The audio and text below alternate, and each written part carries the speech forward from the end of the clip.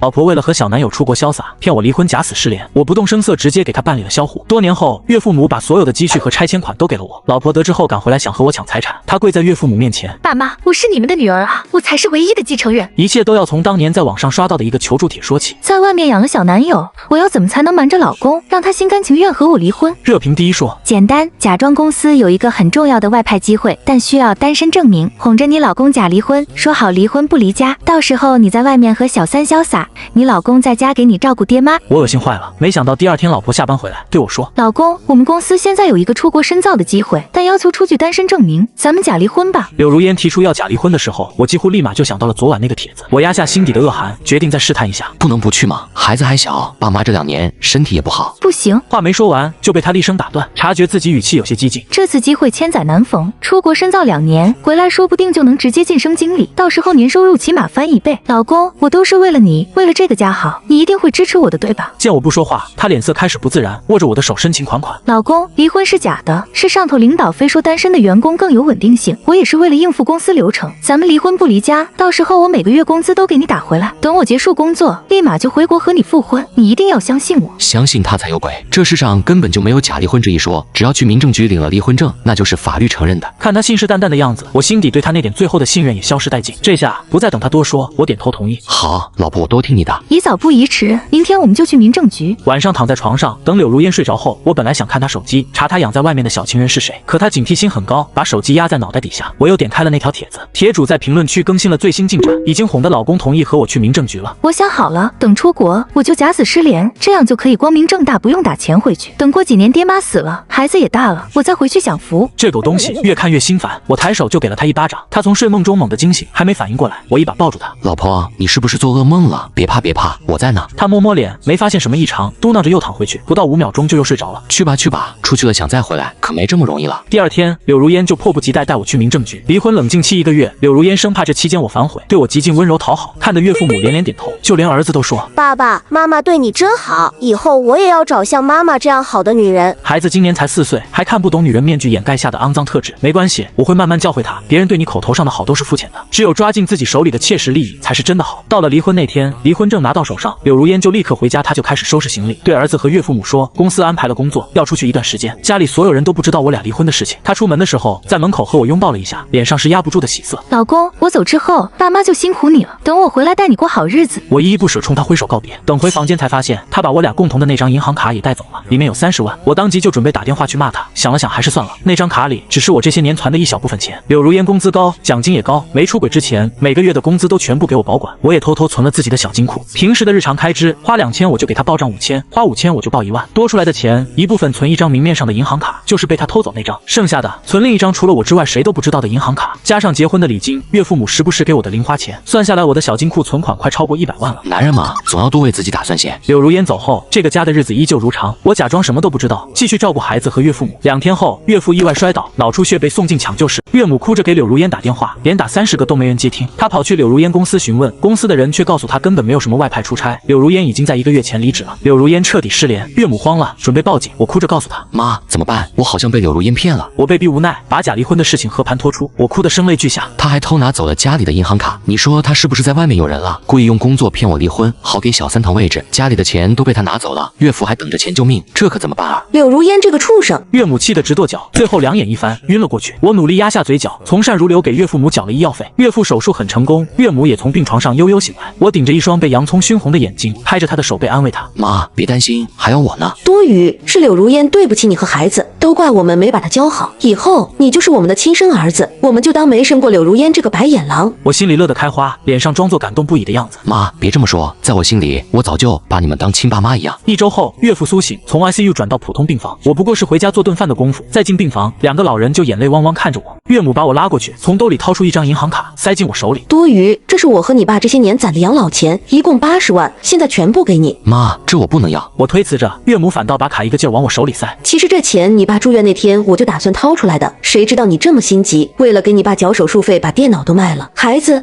这钱就当是我们老两口替柳如烟给你的补偿，你一定要收下。再说了，咱们之前不是说好了，以后你就是我们亲生儿子，爸妈给儿子零花钱，你就别再推辞了。岳母说的情真意切，岳父也咿咿呀呀点头附和。话都说到这份上，我不收倒显得不礼貌，我就说我没赌错。当初娶柳如烟的很大一个原因，就是因为她的家庭环境，爸妈性格温和、谦逊、明辨是非。我和柳如烟吵架，他们也从不会偏袒自己女儿，反倒处处教育柳如烟要让着我。所以知道柳如烟出轨要骗我假离婚后，我就决定要一点点取代柳如烟在她爸妈心中的位置。当然，这么做也有我的私心。岳父岳母年轻时是双职工，有高昂的养老退休金，养老根本不用我操心，甚至100年之后还能给我和儿子留下不菲的遗产。他们曾经的同事、朋友的孩子，好几个如今都是各个重要单位的一把手。孩子留在这样的家庭长大，以后不管是教育、工作，都有足够的资源利用。如果我一开始赌气带着孩子离开，靠着我那点存款，绝对给不了孩子这么好的成长环境。现在他看不上的父母、资源、社会关系，就全都是我的了。我捏着手里的银行卡，在心里笑他蠢。3年后，儿子进了本市最好的附小，岳父身体彻底恢复，现在每天上午出门去找公园老头下棋，岳母早上去跳广场舞，中午买菜回家做饭，下午再去学校接孩子放学。我进了岳父老同事儿子开的一家科技公司，年薪30万左右。这个家已经彻底遗忘了柳如烟的存在，偏偏有的人不安分，死了也不死得干净些，3、5不时还要跳出来诈尸。时隔多年，柳如烟曾经发的那条帖子又更新了。姐妹们，出国几年，我发现小情人好像也就那么回事。我现在有些腻了，有没有什么办法能让我再回老公孩子身边？把我这儿当菜市场呢，想走就走，想来就来。晚上下班回家，我找岳父母商量，今天社区做人口登记的给我打电话，说柳如烟失联3年，从法律上可以默认为死亡销户了，问我什么时候去办销户证明。说这话我心里的有点忐忑的，那毕竟是他们唯一的儿子，万一他们还心软呢？没想到话刚说完，岳母就从房间里翻出户口本递给我。明天户籍所上班吗？这证明1天能不能办下来？你有时间去没？没时间，我一会儿给你张姨打电话，让他们明天别等我跳舞了，我早上送完，乖孙就去户籍所。我一会儿也问一下，看需要提供些什么资料，免得白跑一趟。岳父岳母一丝犹豫也无，直接大义灭亲，让柳如烟这个失联人彻底变成死人。哪怕有朝一日他回来了，也是个黑户。我心里最后一丝芥蒂也消失殆尽。销户流程很顺利，柳如烟那页个人信息彻底从我们家户口本上被剔除，那条诈尸的帖子也被我偷偷找人举报被删。人逢喜事精神爽，我还因为工作能力出众，在公司又被往上提了1级，我成了人人称羡的高收入精英白领。到了柳如烟消失的第4年，岳父岳母开始张罗起我的人生大事。我原本打定主意，至少在2个老人离开之前，绝不再谈感情问题。没想到岳父岳母比我着急，他们很怕自己100年之后家里没有个女人照顾我，他们从自己身边的人脉关系入手，精挑细选了7、8个适龄女青年介绍给我，不好服了他们好意。综合考虑后，我还是选了个合适的对象相处着。新女友叫宋宁，之所以选她，除了她本身在教育局工作，还因为她手上有一套西区的学区房，再等几年，女儿就该上初中了。西区有本市最好的中学，如果和宋宁发展顺利，那将来会给我带来很多便利。当然，还有一个更主要的原因，宋宁能接受我提出的要求。将来如果结婚，我要带着岳父岳母一起住。虽然柳如烟是个畜生，但她爸妈现在和我亲爸妈没什么区别。柳如烟消失第6年，区域规划新政策下来，我们现在住的这套房子即将拆迁，除了拆迁款，还赔了2套房子。岳父岳母做主，把2套房子送给我和女儿一人1套。春节的时候，我和宋宁订婚，之前那套西区的学区房被宋家当做嫁妆礼物送给我。过完春节后，老房子拆了，我就带着岳父岳母搬到西区，为即将上初中的女儿做准备。宋宁也搬进来，把我的女儿当做亲生女儿，把我的岳父岳母当亲爸妈。我们又组成了一个完美家庭。经过2家商议，我和宋宁的婚期定在6月。临近婚礼的时候，失踪多年的柳如烟突然回来了。那天是我和宋宁婚礼的日子，头一天我俩在酒店彩排，突然宴会厅门被打开，闯进来一个神色疯癫、穿着破旧的女人，她怒气冲冲直奔我来，嘴里叽里咕噜说些什么，还没走近就被宋宁伸手拦在门口。酒店保安动作迅速，冲进来想把人带走，刚把她架起来，那人就挣扎大吼：“放开我！王多余，你这个渣男，你竟然敢出轨背叛我！爸妈，是我呀，我是柳如烟，我回来了。”我定睛一看，终于看清那张脸，还真是柳如烟。我嚯了一声，后退2大步，脸上的毫不掩饰的嫌弃：“你不是死了吗？老娘没死，你才死了！王多余，你就是见不得我好是吧？你这个渣男，趁老娘不在，吞并我家财产，还出轨和别的女人结婚。”话没说完，就听到一句臭骂。岳父和岳母不知道什么时候走到柳如烟身边：“你给我滚！”妈，柳如烟一脸迷茫：“我是你女儿啊，这渣男背叛我，你骂我干什么？”胡说八道！我女儿早就没了，保安快把她拖出去！什么骗子都敢来冒充身份！柳如烟疯狂挣扎，大喊大叫：“妈，真的是我没死！你是不是被王多余这男人骗了？我活得好好的，怎么会死呢？”这回迎接他的不是责骂，而是岳母的一脚。柳如烟直接双腿一软跪在地上，膝盖接触地板的声音让人听了牙酸：“你没死，你没死，那你为什么这么多年不回家，也不联系家里？当初我躺在医院差点死了，给你打电话，你为什么不接？你为什么要用工作做借口骗多余离婚？又为什么要偷走家里的银行卡？”每质问一句，柳如烟的脸色就苍白1分，到最后羞愧的低着头，一句反驳的话也说不出来。岳父给他劈头盖脸一顿骂：“呸！没良心的畜生！老子早就当你已经死了，赶紧滚，别耽误多余的大喜事！”柳如烟不可置信，瞪大双眼，跪在地上仰头看着我们：“爸妈，你们到底被王多余这男人灌了什么迷魂汤？我才是你们的女儿啊！你你们为了一个没有血缘关系的男人赶我走，等你们老得走不动那天，我看谁给你们养老。岳母直接啐了他一口。要是指望你养老，我和你爸干脆找个河自我了结了算了。柳如烟被他爸妈吩咐保安强行拖出去，临走前，他隔得老远，用手指头指着我骂，说我是个骗子，还说要报警抓我。我抱着手臂不说话，只看着他笑。岳父岳母好半天还喘匀胸口那股恶气，转过头来安慰我：多余，你别听他的，在我们心里他早就死了，现在我们只有你一个儿子。因为整个婚礼都是宋宁负责，他看着我自责道歉。多余，都怪我，想着今天只是彩排，就没让酒店安排安保，才让这人混进来。你放心，明天我一定让酒店增加2倍的安防力，绝对不会让任何一个无关紧要的人出现在我们婚礼上。从那以后，全家人都对柳如烟严防死守。宋宁说到做到，第二天婚礼不仅让酒店增强了安防力，还花钱从安保公司聘请了一队人，一直在酒店外围和各个角落巡视。他们认准了柳如烟的脸，没想到柳如烟她想混进婚礼现场闹，都被保安识破，强行赶出去，气得只能站在酒店对面的大街上，对着酒店方向隔空大骂：王多余，你等着，老娘要去告你，我一定会曝光你的所作所为。我没把他的威胁放在心上，柳如烟现在就是个黑户，他就算去找律师，律师都不会接他的单子。婚礼结束后，我又投身到紧密锣鼓的工作中。午休的时候，办公室同事笑着和我们分享八卦。我昨晚刷到一个律师直播间，有个女的连线咨询，